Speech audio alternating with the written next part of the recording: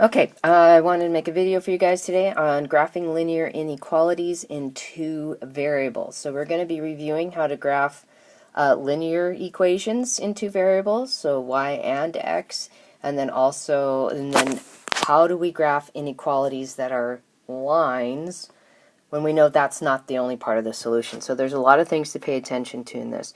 So our main objective is to review graphing, well, we have two linear equations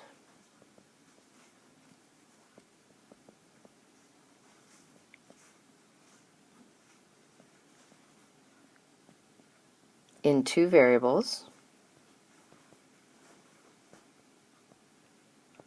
We're going to review slope-intercept form,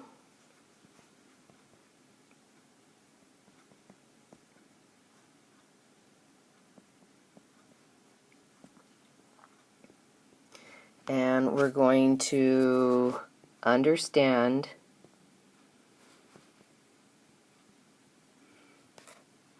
how to graph an inequality. I should say, let's change that to a linear inequality.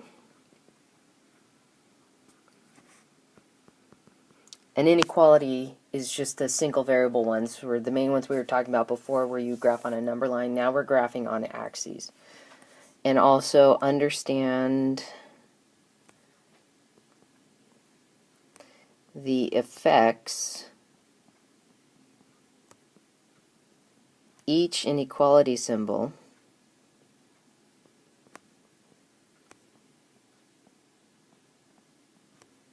has on the graph, or its graph.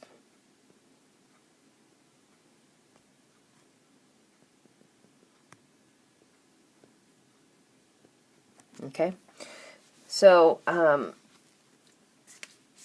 if we were together in class, I'd kind of do this a different way, but because we're just going to be writing down some notes here, I'm going to go just a little bit more straightforward. So I'm going to go to talk about how do you solve a linear inequality so that you can graph it. Okay, so let's talk about to solve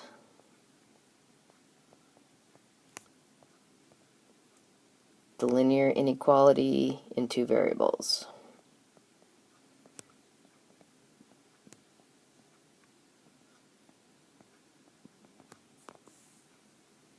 So number one thing, we want to write the inequality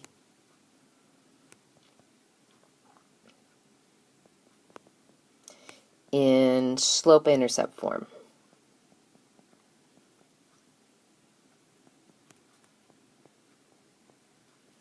And remember, that looks like this: y equals mx plus b. But instead of us using equals, we're going to have one of these four inequality symbols. It could be greater than, it could be less than, it could be greater than or equal to, or less than or equal to. But in order to graph, we want to put it into that slope-intercept form, okay? Because we're going to identify the slope and the y-intercept.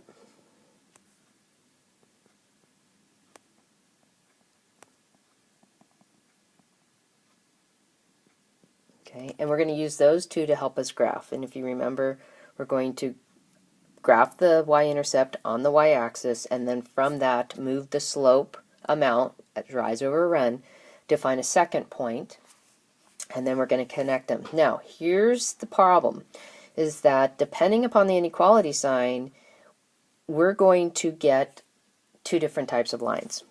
So we're going to graph what's called the boundary line.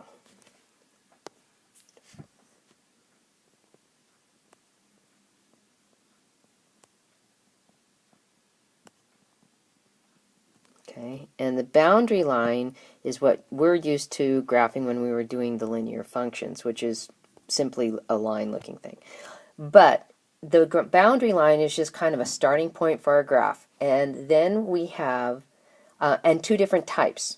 we can either get a solid line like what we had when we were dealing with equations, or we could get a dotted or dashed line, which means the answers from that, it's kind of like an open circle in a way. The answers from that are on that line are actually not solutions to this inequality.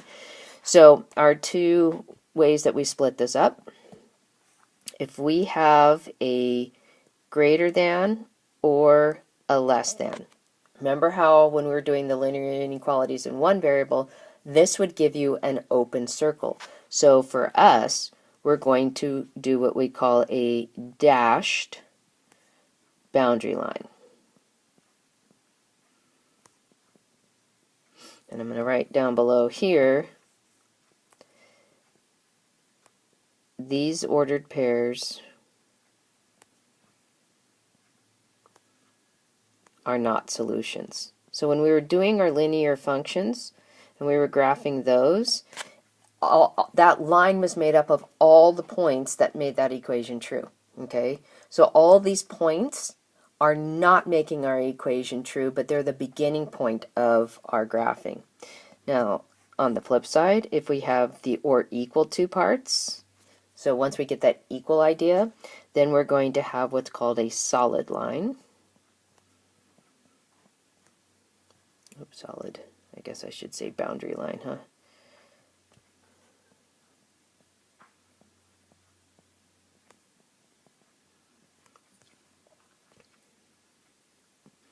And that means these ordered pairs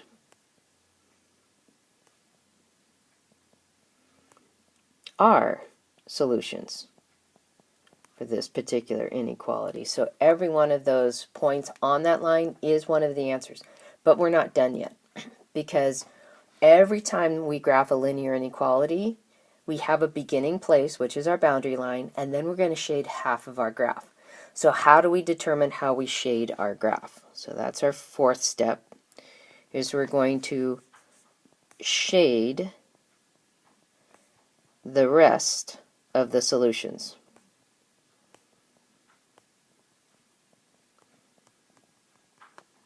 Okay, so this is so strange. So not only do we have solutions potentially on the boundary line, but then half of my entire graph is going to be additional solutions. So how does this break down? So if we have a greater than or equal to, that means all the answers that are greater, and this tends to be above our boundary line. So we're going to shade above, so that's above is a positive direction, shade above the boundary line.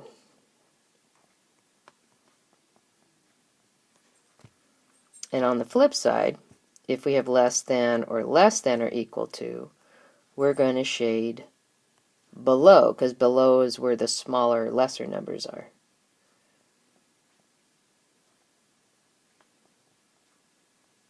Okay? Now, this is something that I do every time I do these graphing. The boundary line I feel fairly confident about because I've had so much practice with writing equations in slope-intercept form and doing that, where we have a 50-50 chance of shading correctly. So what I like to do is I like to test a point before I actually make a commitment to shade that half, because it's a real drag to have to go back and erase half of your graph. Okay, so what I'm going to do is give you a suggestion how to do that shading. So hold on just a second. Let's go to the next screen. So we're going to pick a point in the what we think would be the shaded region. So I'm going to give you two options here. So we think we know where the shaded region is going to be, and here's the key. That one point, we have one stipulation. We pick a point in the shaded region, but not on the boundary line. If it's on the boundary line, this is going to mess stuff up. So it's got to be in that half we think we're going to shade. Okay? So we're going to take the points, the coordinates, put them back into the original inequality and see if we get something that's true. So substitute the coordinates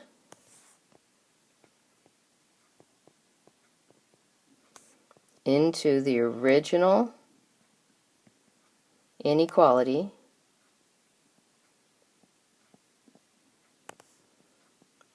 and see if the result is true. So if what's on the left has the relationship the inequality indicates to the right, then that, if it's true, that means we're shading in that area. So that's one way to do this. We pick a point that we think is in the shaded region, not on the boundary line, substitute the coordinates into the original inequality, and see if the result is true. If we do this and the result is false, then that means we're not shading there. We have to shade in the opposite half. Okay, so below that, whatever that boundary line is, whether you shaded above or shaded below. So if you get false, that means you have to shade the opposite side. All right, now here's the other thing. The other is to just pick always the same random point. And we talked about when we were graphing before, linear functions, and we get to pick our x's, that we had some favorites. We had 0, we had 1, and we had -1. So another thing would be, or test 0, 0, because those numbers are easy to plug into an inequality, or 1, 1, very small numbers, less likely to make calculation errors, by substituting the coordinates,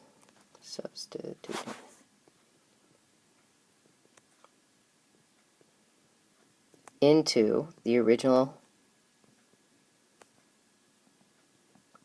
inequality. So now the difference is we could get something that's true or false, but those answers both will tell us how to shade. If true, shade the half that contains the test point. So if I plug in 0, 0, and I got something that was true, that says you need to shade the half of the graph that contains 0, 0. If, however, I get something that's false, we're going to shade the half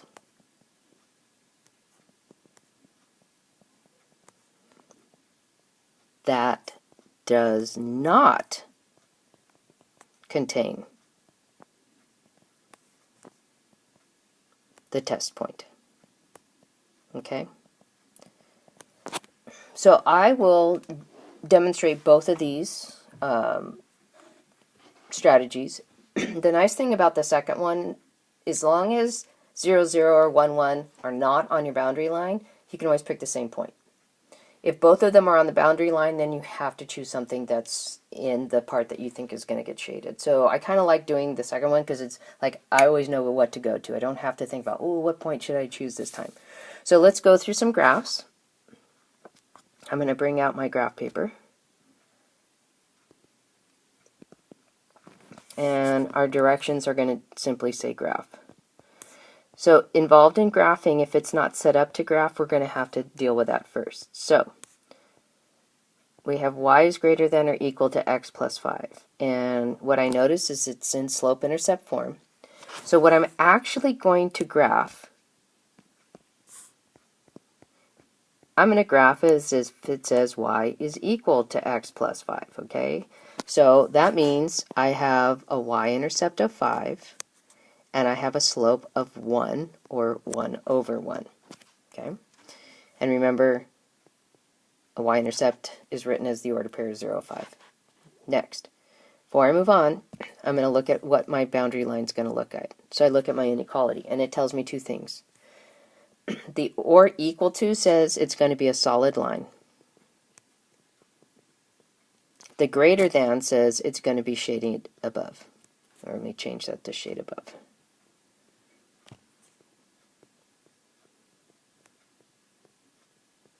So now that I have all the information I need, I'm going to go ahead and graph this.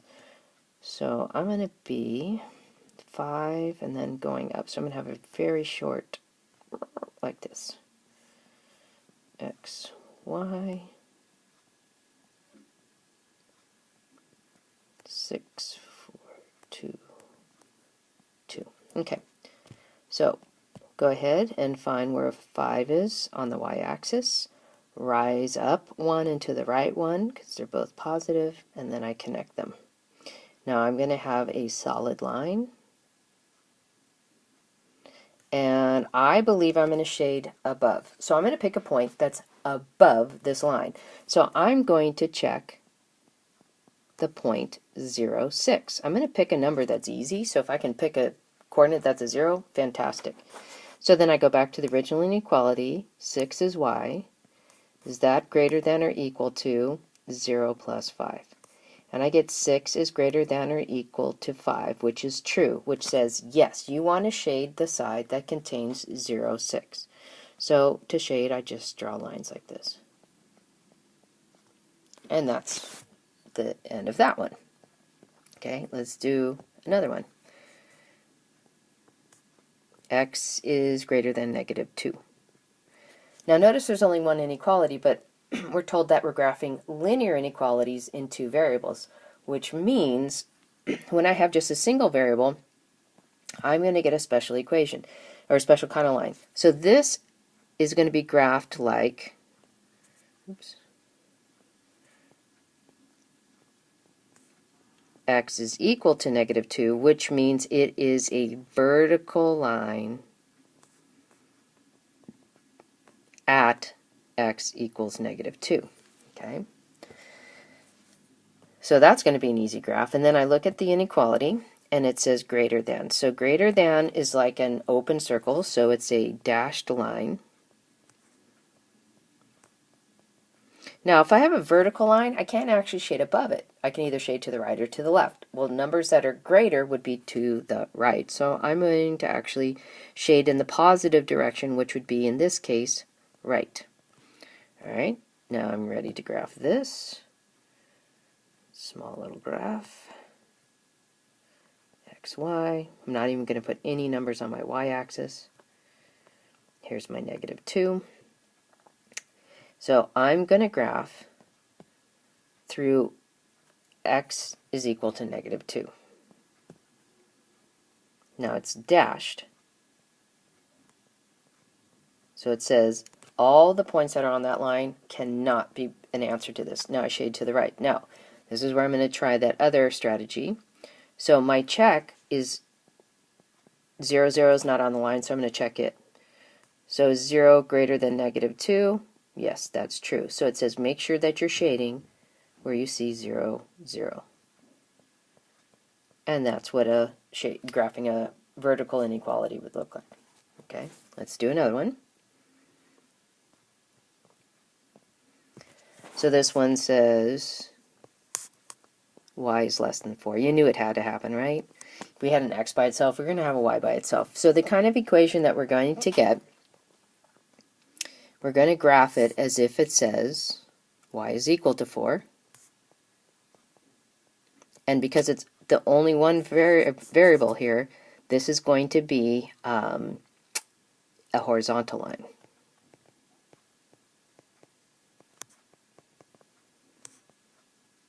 At y equals 4. Okay, so now let's investigate that inequality. Less than, again, there's no or equal to, so it's going to be a dashed line. Our boundary line will be dashed. And less than says left. Now remember, we're doing a horizontal line, so this goes back to what we originally said. We either shade above or we shade below. So this is going to be shade below because it's less. So let's graph this. So we're going to be at 4.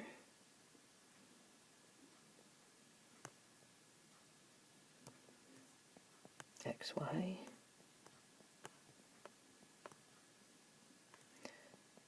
Oops. Hello. Let's try this again, shall we?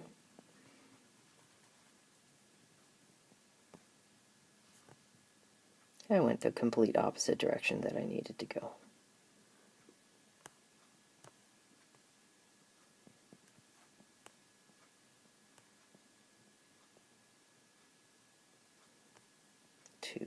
4. Okay. So I go to where y equals 4, and then I draw a horizontal line through that. Now this is dashed. And then I'm going to go shade below. So let me just pick a point that's actually not going to be on this so you can see how that works. So let's pick the point 0, 5 and think, okay, I'm going to shade that direction. So let's test it. Is 5 less than 4? And the answer is that's false. So what it says is you better not shade where 0, 5 is. So that means you're going to shade the other direction, which goes along with our original thought, which would be below. Okay? So let's do one that makes you work a little bit harder.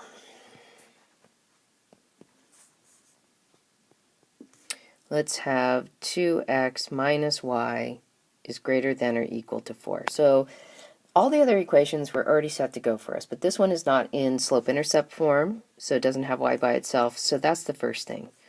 So we get negative y is greater than or equal to negative 2x plus 4.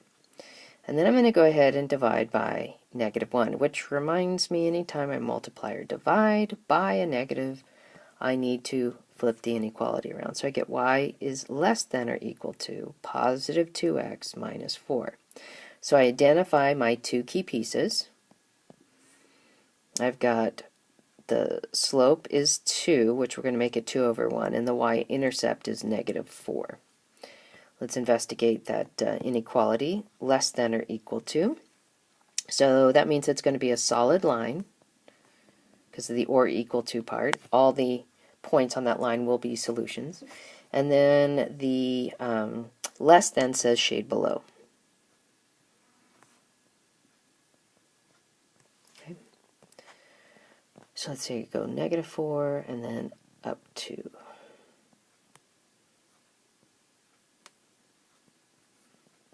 X, Y, 2, 3.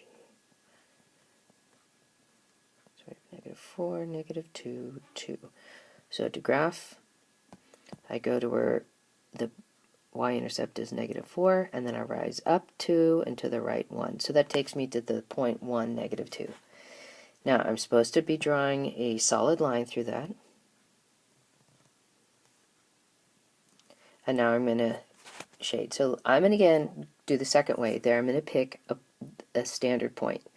So if I can, I'm going to pick 0, 0, which I can because it's clearly the line's not going through it. And then I test it back in the original. Is 2 times 0 minus 0 greater than or equal to 4? So is 0 greater than or equal to 4? And that's false. So what that says, do not shade where 0, 0 is. So, and you can see we're shading below the line. Okay? So I know that seems weird that we're getting larger numbers, but we're actually shading below, which is what we need, and we can verify. We could pick a point that we shaded and to make sure that it makes this true. So for example, I could test 3, 0. So I get 2 times 3 minus 0, is that greater than or equal to 4? And I get 6 is greater than or equal to 4, which is true. So that verifies, yep, you shaded in the correct direction. Okay? All right, I've got 2 that I want to go the other direction on. In other words, I'm going to give you the graph, and you have to tell me the inequality. So the directions would say, write an inequality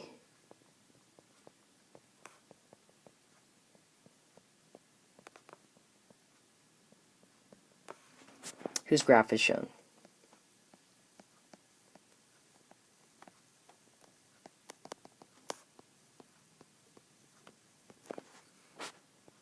So what we're going to do is be math detectives on this one. And we're going to look for some key things. We're going to see if we can find the y-intercept. We're going to look for the slope. So we're going to look for 2 points that are clearly marked on this line.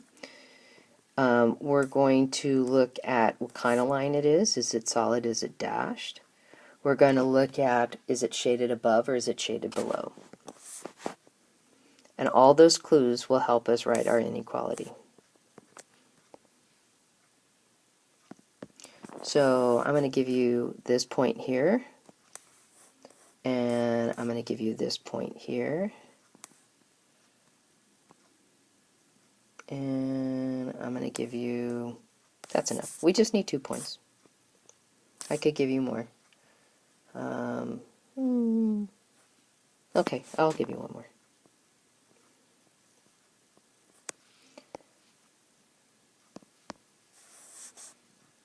So pay attention to the kind of line and pay attention to how it's shaded, what direction, okay? Oops.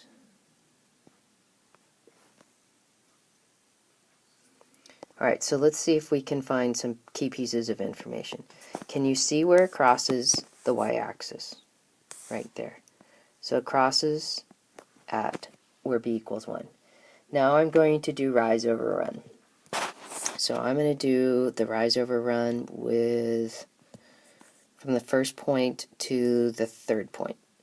1, 2. So I rose up 2. And 1, 2, 3, 4. And I rose to the right 4. So that gives me a slope of 1/2. Okay, great. So then let's analyze the rest of this. I know that it's dashed. So that gives me either a greater than or a less than. But then I notice that it's shaded below.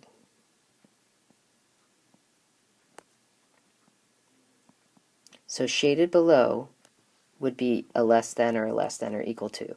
So if you notice, that's where my overlap is. So that tells me that's my inequality is going to be the less than. So I put it together in y equals mx plus b kind of form. So I get y is less than mx plus b. And there's that answer. Okay, let's do one more.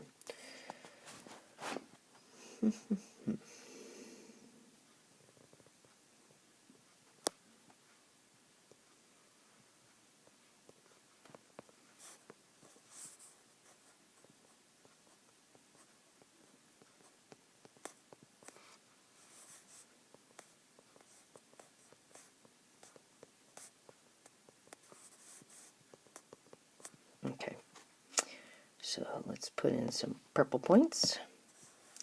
Let's put one here. Let's put one here. And let's go up to here. Alright, so then let's put in our line. And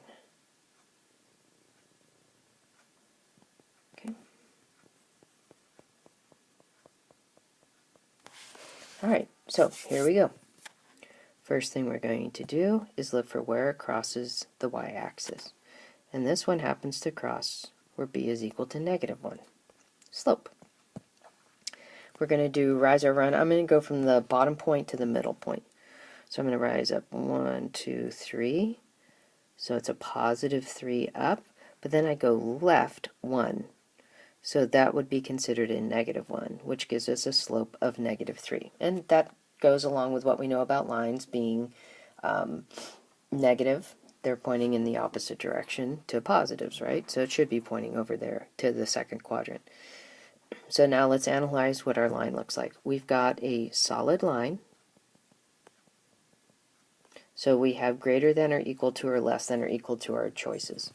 And this one is shaded above. So above means it's either greater than or equal to. And if you notice, they both have the greater than or equal to. So that's going to be the inequality we get to use. So we have y is greater than or equal to -3x minus 1. And that's our inequality. All right, enjoy.